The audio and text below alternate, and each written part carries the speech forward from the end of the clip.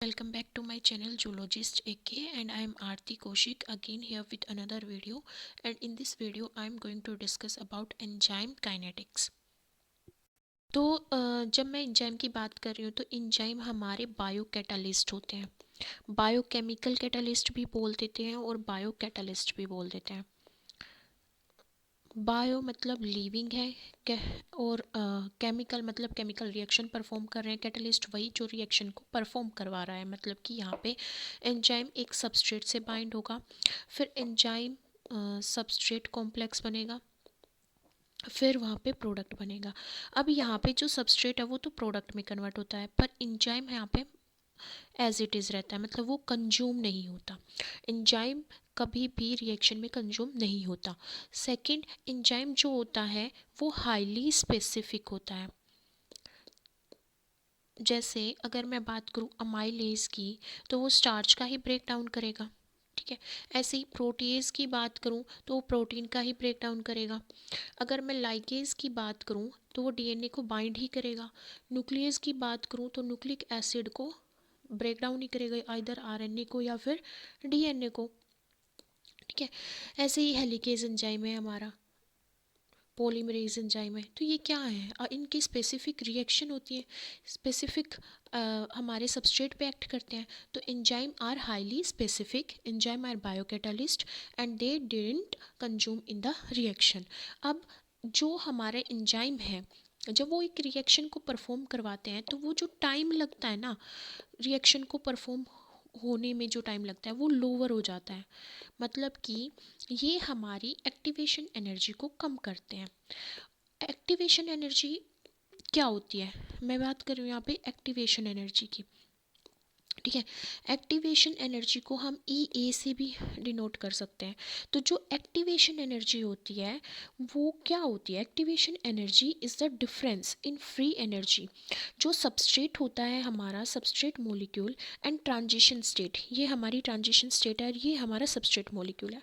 तो जो डिफरेंस है फ्री एनर्जी में, यहाँ से यहाँ फ्री एनर्जी क्या होती है हमारी डेल जी, ठीक है। Gibbs free energy, Gibbs free energy में जो डिफरेंस होता है सबस्ट्रेट की Gibbs free energy and transition state की गिब्स फ्री एनर्जी, उसको हम बोलते हैं एक्टिवेशन एनर्जी। मतलब यहाँ से यहाँ तक पहुँचने में उसको जो एनर्जी लग रही है उसको हम बोल रहे हैं एक्टिवेशन एनर्जी।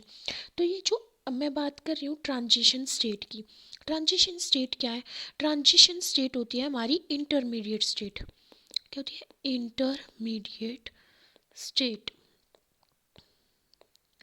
ये इंटरमीडिएट स्टेट होती है जब एक मॉलिक्यूल ना तो सबस्ट्रेट है और ना प्रोडक्ट है। मतलब कि अगर मान लो यहाँ पे एंजाइम है और सबस्ट्रेट है तो यहाँ पे एंजाइम प्लस सबस्ट्रेट कॉम्प्लेक्स बनेगा, एंजाइम सबस्ट्रेट कॉम्प्लेक्स बनेगा। मतलब कि ना तो वो सबस्ट्रेट रहा और ना ही वो प्रोडक्ट में कन्वर्ट हुआ। तो ये इंटरमीडिएट स्टेट है। यहाँ पे क्या होता है, यहाँ पे ट्रांजिशन स्टेट के जब हमारी फॉर्म होती है एक रिएक्शन में, वहाँ पे जो हमारी फ्री एनर्जी होती है गिब्स फ्री एनर्जी, मतलब कि डेल जी जो होता है वो क्या होता है, हाई होता है। मतलब यहाँ पे गिब्स फ्री एनर्जी हाई होती है। जब गिब्स फ्री एनर्जी हाई होगी तो ट्रांजिशन स्टेट क्या होगी, highly unstable, highly unstable. Enzyme क्या करता है, एंजाइम इस हाई गिब्स फ्री एनर्जी को जो कि ट्रांजिशन स्टेट की है उसको क्या कर देता है, लोअर कर देता है, ठीक है। मतलब कि उसको इंटरमीडिएट स्टेट से प्रोडक्ट में कन्वर्ट करवाने में हेल्प करवाता है। ये फंक्शन होता है एंजाइम का। तो जब मैं बात कर रही हूँ यहाँ पे एंजाइम की, तो एंजाइम यहाँ पे सिर्फ और सिर्फ एक्टिवेशन एनर्जी को अफेक्ट करेगा, ना कि डेल जी को। Enzyme do not affect Gibbs free energy. जो मैं बात कर रही हूँ गिब्स फ्री एनर्जी की, गिब्स फ्री एनर्जी होती क्या है, एनर्जी होती है energy date is capable of doing any work. मतलब कि जो ओवरऑल एनर्जी रिलीज होती है एक रिएक्शन के टाइम पे, जब कोई भी रिएक्शन इक्विलिब्रियम स्टेट में हो, जैसे मैं यहाँ पे बोल रही हूँ एंजाइम प्लस सबस्ट्रेट बन रहा है मेरा, और एंजाइम सबस्ट्रेट जो कॉम्प्लेक्स होता है यहाँ पे ट्रांजिशन स्टेट तक, वो क्या होता है, इक्विलिब्रियम स्टेट में होता है।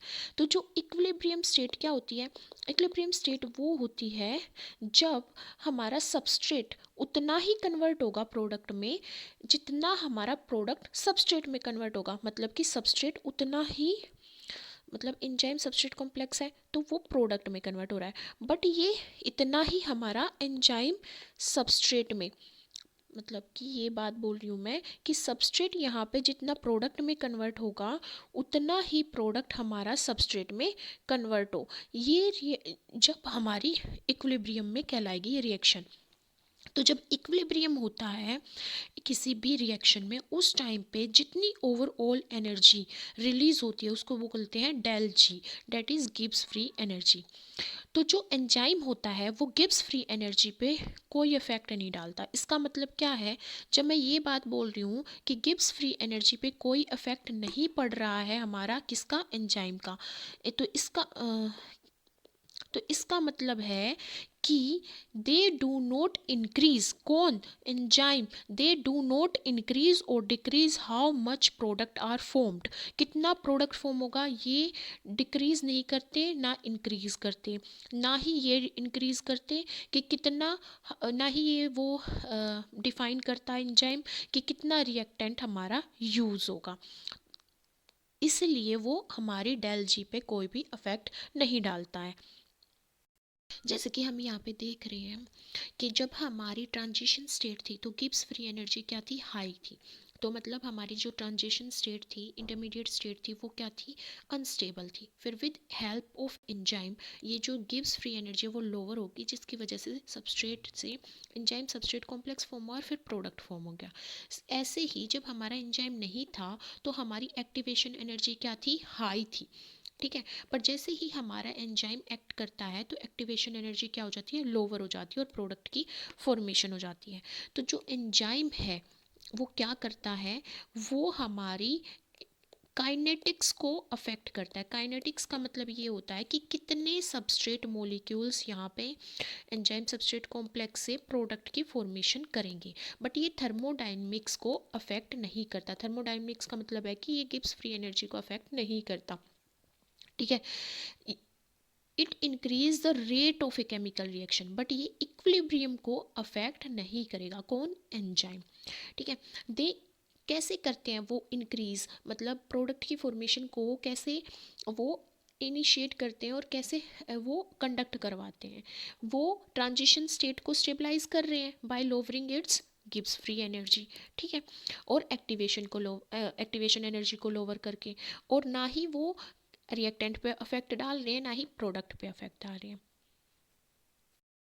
नेक्स्ट है हमारी माइकल्स मेंटेन इक्वेशन। ये एक मैथमेटिकल मॉडल है जो एनालाइज करता है simple kinetic data. Kinetic data क्या, कि भाई एंजाइम सबस्ट्रेट कॉम्प्लेक्स से प्रोडक्ट कैसे फॉर्म होगा। वी ऑल नो डैट कि जब एंजाइम होता है तो वो सबस्ट्रेट से बाइंड करता है, ठीक है, फिर वो एंजाइम सबस्ट्रेट कॉम्प्लेक्स फॉर्म करता है जो कि एक रिवर्सिबल रिएक्शन है यहाँ पे। फिर जो हमारा प्रोडक्ट फॉर्म होता है वो भी एक रिवर्सिबल प्रोसेस है क्योंकि ये इक्विलिब्रियम स्टेट में होते हैं। तो ये यहाँ पे फॉर्म क्या हो रहा है, रिवर्सिबल कॉम्प्लेक्स फॉर्म हो रहा है, ठीक है।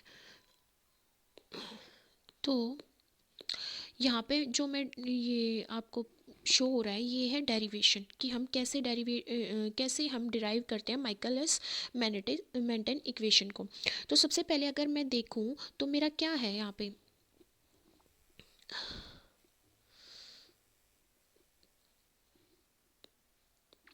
एंजाइम है, सबस्ट्रेट है। तो एंजाइम से सबस्ट्रेट जब बनेगा तो वो क्या फॉर्म होगा, सॉरी, एंजाइम सबस्ट्रेट से जब बाइंड होगा तो क्या बनेगा हमारा एंजाइम सबस्ट्रेट कॉम्प्लेक्स। तो यहाँ पे हम कुछ अजम्पशंस मान के चलते हैं कि स्टार्टिंग में कोई प्रोडक्ट तो फॉर्म नहीं होता, क्योंकि स्टार्ट हुई है रिएक्शन, पहले इंटरमीडिएट स्टेट भी आएगी, ट्रांजिशन स्टेट भी आएगी, एंजाइम सबस्ट्रेट कॉम्प्लेक्स फॉर्म का, जिसपे हमारी जो गिब्स फ्री एनर्जी है वो क्या होगी, हाई होगी। तो यहाँ पे स्टार्टिंग में जब हम काइनेटिक एनालिसिस करते हैं, काइनेटिक एनालिसिस का मतलब कि कितना हमारा यहाँ पे एंजाइम सबस्ट्रेट कॉम्प्लेक्स फॉर्म हो रहा है, तो उससे प्रोडक्ट फॉर्म हो रहा है या नहीं हो रहा है, एंजाइम हमारा निकल रहा है या नहीं, ये हमारी रिएक्शन इक्विलिब्रियम में है या नहीं, ये सब जब हम स्टडी करते हैं तो वो हमारी काइनेटिक एनालिसिस होता है। तो यहाँ पे हम इनिशियल रिएक्शन रेट में एनालाइज कर रहे हैं, और जब हम इनिशियल रिएक्शन रेट में एनालाइज करते हैं तो उस टाइम पे हम प्रोडक्ट को इग्नोर करते हैं। तो यहाँ पे हम K-2 को इग्नोर करके चलेंगे। तो सबसे पहले हमारी क्या आएगी, इक्विलिब्रियम स्टेट आएगी। इक्विलिब्रियम स्टेट क्या, जिसमें हमारा rate of formation of enzyme substrate complex is equal to rate of dissociation and breakdown of enzyme substrate complex into product, क्योंकि इक्विलिब्रियम स्टेट यही तो है। इक्विलिब्रियम स्टेट मैंने अभी बताया कि जितना हमारा सबस्ट्रेट इन प्रोडक्ट में कन्वर्ट होगा और जितना प्रोडक्ट हमारा सबस्ट्रेट में कन्वर्ट होगा, ये क्या है, हमारी इक्विलिब्रियम स्टेट है। सेकेंड पॉइंट इसमें क्या है कि अगर हमारा रिएक्शन के टाइम पे जब इक्विलिब्रियम कंडीशन इस्टेब्लिश हो रही है, कब हो रही है, जब बाइंडिंग एंड डिसोसिएशन जो एंजाइम सबस्ट्रेट की है वो इक्विलिब्रियम स्टेट में है, तो जो रेट होता है फॉर्मेशन का, rate of formation of enzyme substrate complex, वो किसके इक्वल होता है, rate of dissociation of enzyme substrate complex. ये बात होगी क्लियर। फिर उसके बाद क्या होता है, जो एंजाइम है, हमें पता है कि एंजाइम हमारा क्या है, कैटालिस्ट है। कैटालिस्ट है वो तो रिएक्शन में ना तो वो डिस्ट्रॉय होता है, ना वो और बनता है, ना वो रिसाइकिल होता है, वो क्या होता है, सेम रहता है। सॉरी, रिसाइकिल तो होता है पर वो सेम रहता है, क्योंकि रिसाइकिल कैसे हो रहा है, एंजाइम से एंजाइम सबस्ट्रेट कॉम्प्लेक्स बना, फिर वो एंजाइम अलग निकल गया, प्रोडक्ट अलग निकल गया, जैसा एंजाइम स्टार्टिंग में था वैसा ही रिसाइकिल हो क्या गया। तो वो ना तो कंज्यूम हो रहा है, ना ही वो मतलब हम डिस्ट्रॉय हो रहा है, वो क्या है, हमारा एज इट इज़ प्रेजेंट है, कंज्यूम नहीं हो रहा। तो क्या कह सकते हैं हम कि एंजाइम की छोटी सी भी अगर अमाउंट प्रेजेंट है तो वो भी काफ़ी होगी एक रिएक्शन को परफॉर्म कराने में, इसलिए एंजाइम की यहाँ पे कंसंट्रेशन बहुत स्मॉल दिखाई गई है एज़ कम्पेयर टू सबस्ट्रेट की।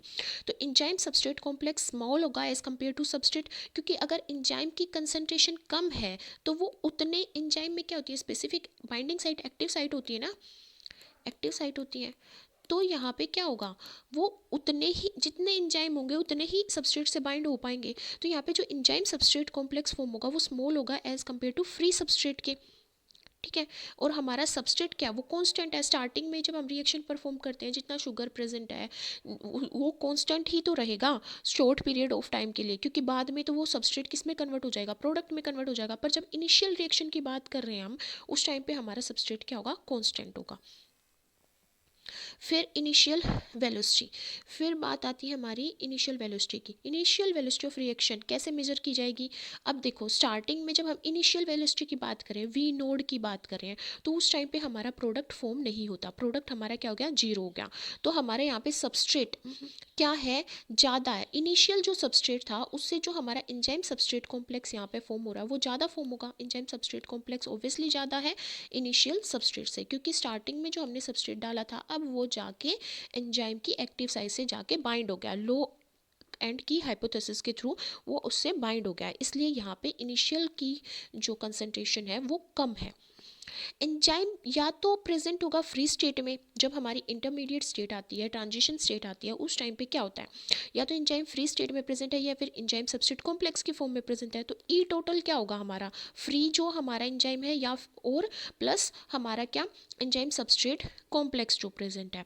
तो अगर मैं रेट निकालूँ इससे, rate of enzyme substrate complex की फॉर्मेशन का क्या रेट है, तो वो क्या होगा, इस रिएक्शन से हमें पता चल जाएगा कि देखो यहाँ पे हमारा क्या था, ई एस का फॉर्म हो रहा था जब K1 था, तो यहाँ पे K1 ES plus K-2 EP, मतलब एंजाइम अलग निकल गया, प्रोडक्ट अलग निकल गया, क्योंकि rate of enzyme substrate complex की फॉर्मेशन जो होगी वो क्या होगी, या तो फ्री स्टेट में एंजाइम होगा, प्रोडक्ट अलग है एंजाइम अलग है, या फिर वो बाउंड स्टेट में। अब मैंने बात की, हम यहाँ पे डील कर रहे हैं इनिशियल स्टेज के साथ, इनिशियल रिएक्शन की जो स्टेज है उसके साथ कर रहे हैं।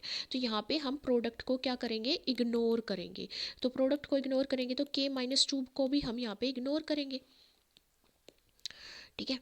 तो इग्नोर करेंगे तो हमारा जो ई टोटल है इस रिएक्शन के थ्रू और इसके थ्रू, इन दोनों इक्वेशन को अगर मैं कंबाइन कर दूँ तो ई टोटल क्या आ जाएगा मेरा, देखो यहाँ पे अगर मैं ई की वैल्यू निकालती हूँ तो क्या आएगी, ई किसके इक्वल आ जाएगा, ई टोटल माइनस ई एस के, ठीक है, आ गया। अब यहाँ पे जो मेरा ई एस की वैल्यू थी, ई एस की वैल्यू यहाँ से अगर मैं इसको नेग्लेक्ट कर देती हूँ, इग्नोर कर देती हूँ, तो ई एस की वैल्यू क्या आती है, K1E/S। तो यहाँ पे मैं यहाँ पे इसको क्या कर दूँगी, प्लेस कर दूँगी, ई एस के इस रिएक्शन में मैं प्लेस करूँगी तो क्या आएगा मेरा, ई इजक्वल टू किसके आ जाएगा, ई टी मेरा एज इट इज़ रहेगा, ई एस की जगह मैं क्या प्लेस कर दूंगी यहाँ पे, ये वाली value K1 ET minus ES, तो सबस्ट्रेट आ गया। अब देखो the rate of ES break down is a combination of ES का जो ब्रेक डाउन वो किसका है, डिसोसिएशन का, and conversion of product. Dissociation क्या कि ईएस डिसोशिएट होके एंजाइम बना रहा है और प्रोडक्ट बना रहा है, प्लस कन्वर्जन ऑफ प्रोडक्ट भी तो हो रहा है यहाँ पे कि सबस्ट्रेट कन्वर्ट हो रहा है किसमें, प्रोडक्ट में। तो इसके इक्वल होगा हमारा ईएस का ब्रेक डाउन। तो जो ईएस का ब्रेक डाउन है, अब यहाँ पे जो ईएस का ब्रेक डाउन है वो किसके इक्वल है, के -1 के, मतलब ईएस ब्रेक डाउन भी हो रहा है और प्रोडक्ट भी बना रहा है, दोनों रिएक्शन हो रही है। तो के-1 ईएस प्लस के2 प्रोडक्ट भी फॉर्मेशन हो रही है ईएस का ब्रेक डाउन। अब देखो यहाँ पे के1 के की वैल्यू हमने यहाँ पे एक साथ ले ली और ईएस को हमने कॉमन ले लिया, क्योंकि दोनों कॉमन है तो कॉमन अलग कर लिया। अब यहाँ से जब मैं रेट ऑफ ईएस फॉर्मेशन निकालूंगी, मतलब सब एंजाइम सबस्ट्रेट कॉम्प्लेक्स का कितना कितना फॉर्म हुआ है, वो किसके इक्वल होगा, जितना वो ब्रेक डाउन हुआ है। ठीक है, तो इस रिएक्शन से के1 ई टोटल था मेरा माइनस ईएस, वो किसके इक्वल आ जाएगा, जितना ब्रेक डाउन हुआ है, क्योंकि ये तो क्या था, फॉर्मेशन का था। ये फॉर्मेशन और ब्रेक डाउन दोनों इक्वल हो गए ना। जब इक्विलिब्रियम स्टेट आती है तो फॉर्मेशन और ब्रेक डाउन इक्वल हो गए, तो दोनों को मैं इक्वल रख दूंगी। रीअरेंज किया मैंने तो मेरा क्या आया, E total minus E S substrate था, ये यहाँ पे मल्टीप्लाई में यहाँ पे आके डिवीजन में आ जाएगा, और ये यहाँ पे मल्टीप्लिकेशन में तो उधर जाके डिवीजन में आ जाएगा। ठीक है, फिर मैंने इसको रीअरेंज करा, मतलब सोल्व किया, तो ई टी एस सबस्ट्रेट आ गया minus S divided by enzyme substrate complex. ये किसके इक्वल आ गया, के-1 plus K two divide by K1. अब के एम की वैल्यू होती है, के एम कॉन्स्टेंट ले लिया मैंने यहाँ पे एक अनदर कॉन्स्टेंट, जो किसके इक्वल है मेरा, के-1 plus K two divide by K1. तो मैं ये वैल्यू जो है वो के एम के साथ रिप्लेस कर दूंगी। ई टी सबस्ट्रेट ये मेरा एज इट इज़ रहेगा, इक्वल टू के एम आ गया। अब देखो ई एस, मतलब ई एस अगर मेरे को निकालना है, इसको रीअरेंज करूँ, ई एस उधर चला जाएगा और के एम इधर आ जाएगा। ठीक है, और इसको सोल्व करूँगी मैं, तो मेरा क्या आएगा, E S equal to E T into S K M plus S. K M की वैल्यू क्या होती है, के एम हमारा होता है हाफ वी एक्स के इक्वल, वी मैक्सिमम के इक्वल। ठीक है, अब इसने बोला जो वेलोसिटी जब हम निकालते हैं, वेलोसिटी की जब मैं वैल्यू निकालती हूँ, तो वेलोसिटी हमारी होती है यहाँ पे एक्चुअल रिएक्शन, जब वेलोसिटी की मेजर की जाती है किसी भी मोमेंट पे, तो वी हमारी इक्वल होती है के2 इंटू ई एस के। के2 की वैल्यू मतलब जितना हमारा एंजाइम सबस्ट्रेट कॉम्प्लेक्स प्रोडक्ट में फॉर्म हो रहा है वही तो होती है वेलोसिटी। तो हम वी को निकालेंगे जब, तो के2 आएगा हमारा और एंजाइम सबस्ट्रेट कॉम्प्लेक्स जो कि प्रोडक्ट में कन्वर्ट हो रहा है, तो दोनों साइड अगर मैं के2 से मल्टीप्लाई करती हूँ तो के2 ई एस आ गया, और के2 इस रिएक्शन को, इस वाली रिएक्शन को मैं यहाँ पे इस वाली रिएक्शन को मल्टीप्लाई करूँगी के2 से, तो क्या आ गया, के2 ई एस के2 E T S divided by K M plus S. अब इसको जब मैं सोल्व कर रही हूँ आगे इस रिएक्शन में पुट करूँगी, तो क्या आएगा मेरा के2 एस, यहाँ पे आएगा मेरा E T plus S K M plus S. अब वी मैक्सिमम क्या था मेरा, के2 और हमारा सबस्ट्रेट कॉम्प्लेक्स, तो वी मैक्सिमम कब फॉर्म होता है, वी मैक्सिमम तब फॉर्म होता है जब पूरा एंजाइम हमारा सबस्ट्रेट से बाइंड हो जाता है। तो यहाँ पे जब मैं इस इक्वेशन से और इस इक्वेशन से निकालूंगी, यहाँ पे मेरा ई टोटल आएगा। ठीक है, जब मैं इस रिएक्शन को और इस रिएक्शन को रीअरेंज करूँगी, तो वी हमारा वी मैक्सिमम इंटू सबस्ट्रेट और के एम प्लस एस के इक्वल आ जाएगा, जो कि हमारी माइकलिस मेंटन इक्वेशन होती है।